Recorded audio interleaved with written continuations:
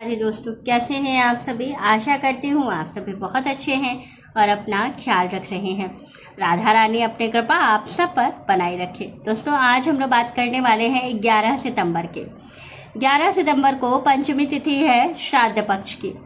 तो विशेष रूप से कुछ 5 बिंदु बताऊंगी, कुछ 5 स्थान बताऊंगी जहाँ पर पूजन करने पर, जहाँ पर सारी चीज़ें चढ़ाने पर क्या चीज़ें चढ़ाना चाहिए, कैसे चढ़ाना चाहिए, इससे आपके पितृ प्रसन्न होते हैं और आपकी कुंडली से पितृदोष समाप्त होता है। बहुत ही अचूक उपाय बताने वाली हूँ, तो वीडियो में अंत तक ज़रूर बने रहिए और अच्छे से समझिए कि आपको क्या करना है, किन किन बातों का विशेष रूप से ध्यान रखना है, कौन कौन से नियम हैं जिसका कि आपको ध्यान रखना है। सारी चीज़ें गुरुजी पंडित प्रदीप मिश्रा जी ने अपनी वीडियो में बताया है और ये चीज़ें जो है ये शिव महापुराण में भी वर्णित है कि आपको कैसे किन नियमों के अनुसार जो है सारी चीज़ें करनी चाहिए। शिव जी के मंदिर में जाकर के ये उपाय आपको करना है। तो विशेष रूप से जानिए क्या करना है, कैसे, और वीडियो में अंत तक बने रहें जिससे कि आपको समझ में आ सके कि आपको क्या करना चाहिए, जिससे कि आपके पितृ आपसे प्रसन्न हो जाए और आपको वरदान दे दें। तो चलिए जी वीडियो शुरू कर लें और अच्छे से समझ लेते हैं। लेकिन उससे पहले अगर अभी तक आपने मेरे चैनल को सब्सक्राइब नहीं किया है तो चैनल को सब्सक्राइब कर लीजिएगा, बेल आइकन को दबाना बिल्कुल ना भूलिएगा। जानकारी अच्छी लगे तो वीडियो को लाइक शेयर ज़रूर कीजिएगा। चलिए वीडियो शुरू कर ले। सबसे पहली चीज़ कि शिव जी के जो शिवलिंग होता है वो उसमें 5 केंद्र बिंदु होते हैं। आप लोगों ने पता नहीं देखा है नहीं देखा है, लेकिन अभी मैं बता रही हूँ। तो आप जा कर के जब कल आप शिव मंदिर में जाइएगा तो वहाँ पर आप देखिएगा कि ये 5 केंद्र बिंदु कौन से होते हैं जहाँ पर हमें जल चढ़ाने से हमारे पितृ प्रसन्न होते हैं। कौन से 5 केंद्र बिंदु हैं। पहला केंद्र बिंदु है आपका जो माँ अशोक सुंदरी का स्थान होता है, वहाँ पर स्वधा उपाय जब हम करते हैं, जो आपने देखा होगा अशोक सुंदरी जी का स्थान है, वहाँ पर नाग बने होते हैं। तो जहाँ पर नाग की पूंछ खत्म होती है वहीं पर आप जो टिप देखेंगे, टिप से थोड़ा सा 1 सेंटीमीटर जरा सा आगे बढ़ेंगे तो जो वो स्थान होता है वो स्वधा का स्थान होता है। जब हमें पितरों को प्रसन्न करना होता है तो सबसे पहला जल हम वहीं पर चढ़ाते हैं, वो स्वधा स्थान होता है। जब हम पितरों का तर्पण करते हैं तो भी स्वधा के मंत्रों का जप करते हैं, स्वधा स्वधा स्वधा स्वधा स्वधा स्वधा। दूसरी चीज़ है दूसरा केंद्र बिंदु, जो नाग देवता लगे होते हैं शिव जी के मंदिर में। शिवलिंग के पीछे आपने अक्सर देखा होगा कि ऐसे करके नाग देवता लगे होते हैं। अब नाग देवता में कौन सा स्थान जो है स्वधा का स्थान है या कौन सा स्थान है जो हमारे पितरों को तृप्ति दिलाता है। तो जो नाग देवता के आगे का जो ये वाला पोर्शन होता है, मुंह वाला हिस्सा, वहाँ पर जब आप जल चढ़ाते हैं तो हमारे पितरों को सबसे ज़्यादा तृप्ति वो तब होती है।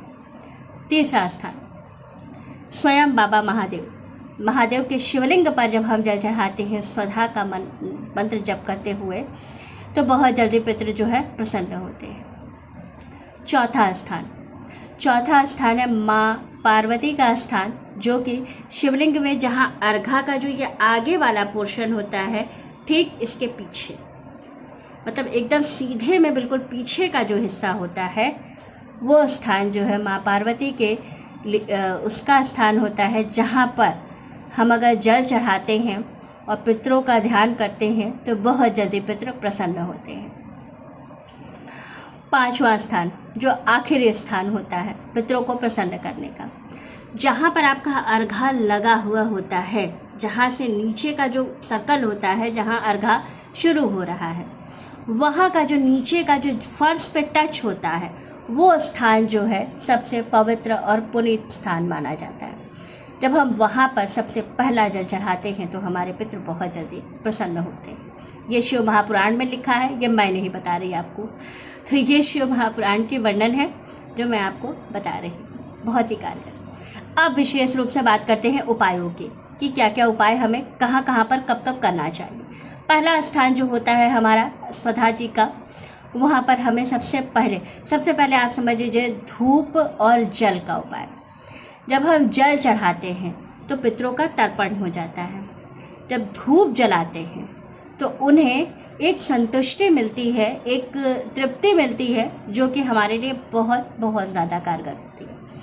अगर हमारी कुंडली में पितृदोष है तो वो बहुत जल्दी समाप्त होता है। और दूसरी चीज़ है कि जो धूप की खुशबू होती है, इसीलिए कहा जाता है कि पितृपक्ष में जब तर्पण किया जाता है या पिंड दान किया जाता है तो जो खुशबू वाली धूप होती है, फ्रेग्रेंस वाली, वो जलाया जाता है जिससे कि पितृ हमारे तृप्त हों। तो इस बात का विशेष ध्यान रखें। अच्छा, अब तो बात हो गई धूप और जल की। अब विशेष बात करते हैं हम। सबसे महत्वपूर्ण बात जो हमारी है कि हमें उपाय कौन सा, कब और कहाँ करना है। पहली चीज़ है कि जल। सबसे पहले हमें जल चढ़ाना होता है। पंचमी की जो तिथि होती है, इस दिन जिन लोगों की तिथि पड़ती है वो लोग, मतलब अक्सर ये चीज़ देखा गया है कि अगर आपके कर्म अच्छे होते हैं तो उनको बैकुंठ मिल जाता है पंचमी पर। लेकिन कुछ कारण ऐसे होते हैं, कुछ नेचर ऐसा होता है कि कुछ चीज़ें हमें थोड़ा सा देखनी होती है। हर व्यक्ति लाइफ में कभी कुछ अच्छा कभी बुरा करता ही है। तो अक्सर होता है कि जो अच्छे कर्म होते हैं उनसे हमारे बुरे कर्म जो है थोड़ा सा बैलेंस हो जाते हैं। इस बात का ध्यान रखें।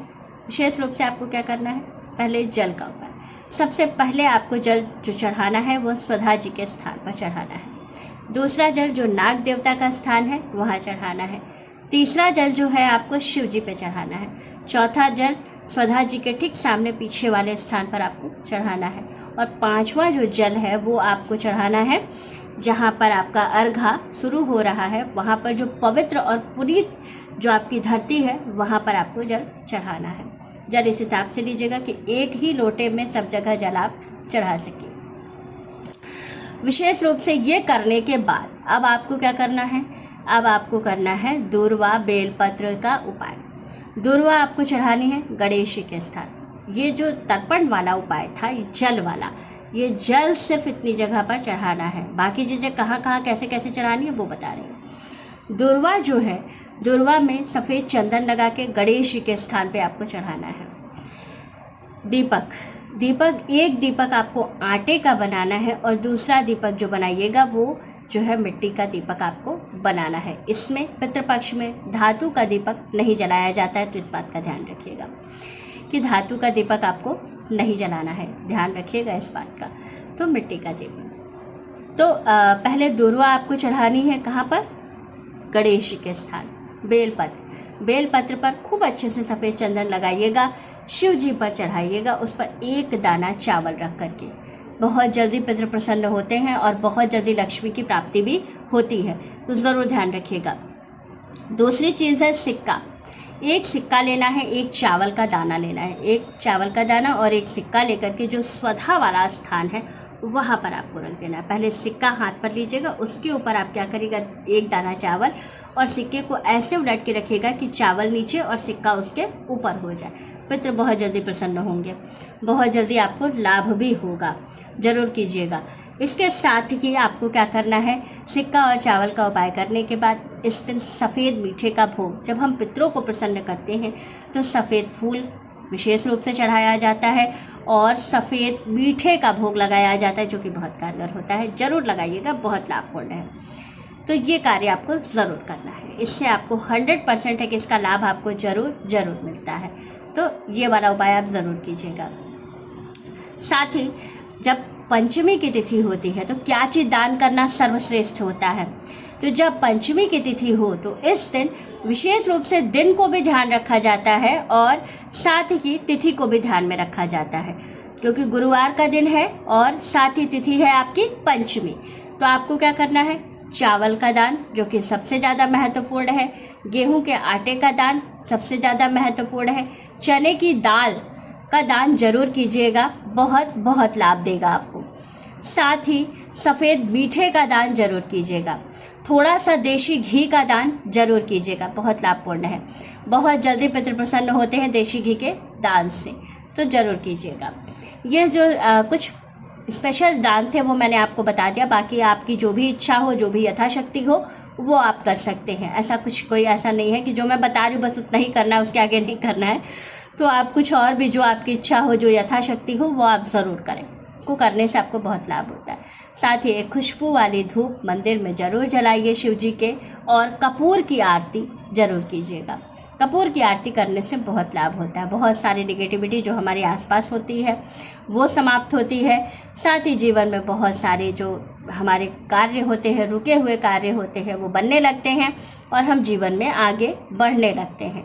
तो इन सभी बातों का आप ज़रूर ध्यान रखें। बहुत ही आसान और बहुत ही अच्छा उपाय आपको बताया है, इसको करने से आपको बहुत लाभ होता है। और ये सारे उपाय जो हैं ये शिव महापुराण में वर्णित हैं। गुरुजी ने इस उपाय को बहुत ही डिटेल में अपनी वीडियो में बताया है, जो मैं आज आपको बता रही हूँ थोड़ा सा शॉर्ट करके, ताकि आपको आसानी हो समझने में। तो वीडियो अच्छी लगे, जानकारी अच्छी लगे तो वीडियो को लाइक, शेयर और सब्सक्राइब ज़रूर कीजिएगा। राधे राधे दोस्तों।